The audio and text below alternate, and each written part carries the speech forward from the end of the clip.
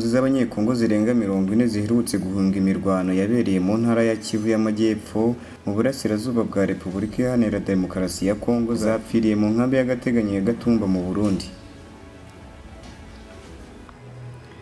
Ikaze mu Marage News. Nge muri kumva Nshimye Umuremyi irasubiza gade.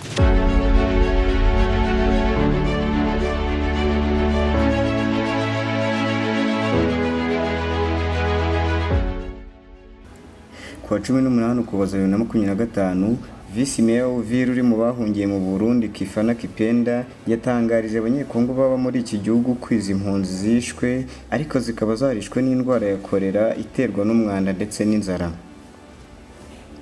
Nkuko Radio Okapi yabitangaje, Kifana yagize ati abantu 8 bapfuye kuwa 18 Ukuboza gusa, 5 bapfa ku munsi wabanje. Muri rusange iminsi 10 hapfuye abarenga 40 bitewe na kolera n'inzara.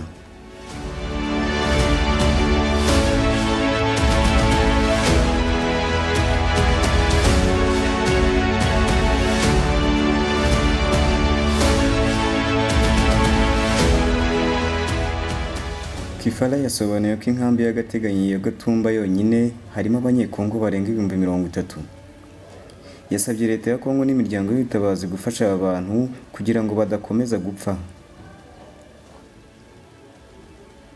Ishami ry'umuryango w'abibumbye rishinzwe impunzi UNHCR ryatangaje ko kuva tariki ya 5 kugeza ku ya 16 Ukuboza Uburundi bwakiriye impunzi z'abanyekongo zirenga 42,000 zaturutse mu bice birimo Kamanyora, Ruvungi, Katogota no mu mujyi wa Uvira.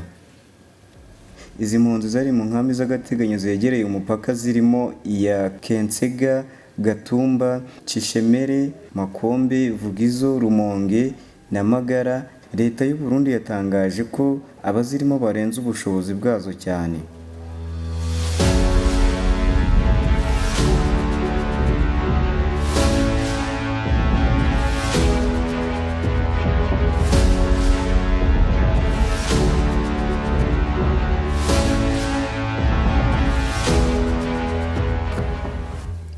Reka twigarukire mu mujyi wa Uvira. Nyuma yaho AFC M23 itangaje ko igiye gukura abarwanyi bayo mu mujyi wa Uvira mu ntara ya Kivu y'Amajyepfo, ubutegetsi bwa Repubulika Iharanira Demokarasi ya Kongo bwatangiye kurunda ingabo mu nkengero zawo mbere yo kwinjiramo. Amakuru yizewe avuga ko tariki ya 16 Ukuboza 2025 ubwo AFC M23 yatangazaga ko igiye kuva muri uyu mujyi, indege y'ubwikorezi ya B737 akarango 900 yakuye abasirikare 500 ba leta ya Kongo mu mujyi wa Kisangani mu ntara ya Shopo ibajyana mu mujyi wa Karemi mu ntara ya Tanganyika. Abo basirikare bavuye muri Karemi bakomereza mu mujyi wa Baraka muri teritwari ya Fizi mu ntara ya Kivu y'Amajyepfo. Mu ntera ibirometero 80 mu majyepfo y'umujyi wa Uvira kugira ngo bongere imbaraga bagenzi babo bari muri iki gice. Uwo munsi ubwato bubiri bwayo butwaye abasirikare ba Kongo n'abacancuro bataramenyekana umubare bwageze ku cyambu cya Baraka baturutse muri Karemi.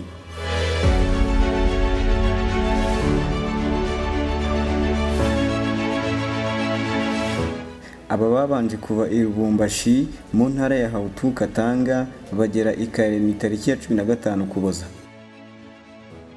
Hagati y'itariki 14 na 15 Ukuboza, leta ya Kongo yohereje abacancuro 26 b'Abanyakolombia mu gace ka Mboko no muri santere ya Fizi. Bari bafite indege 3 zitagira abapilote zo kugaba ibitero ku birindiro by'umutwe witwaje intwaro muri Minembwe.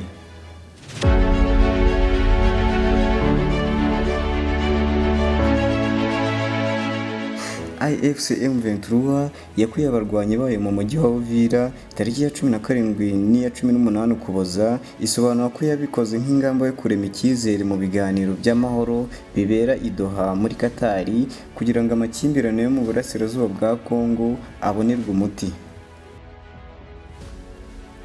Tariki ya 17 Ukuboza, umuyobozi wungirije wa AFC M23 Bertrand Bisimwa yagize ati turasaba abaturage gukomeza gutuza.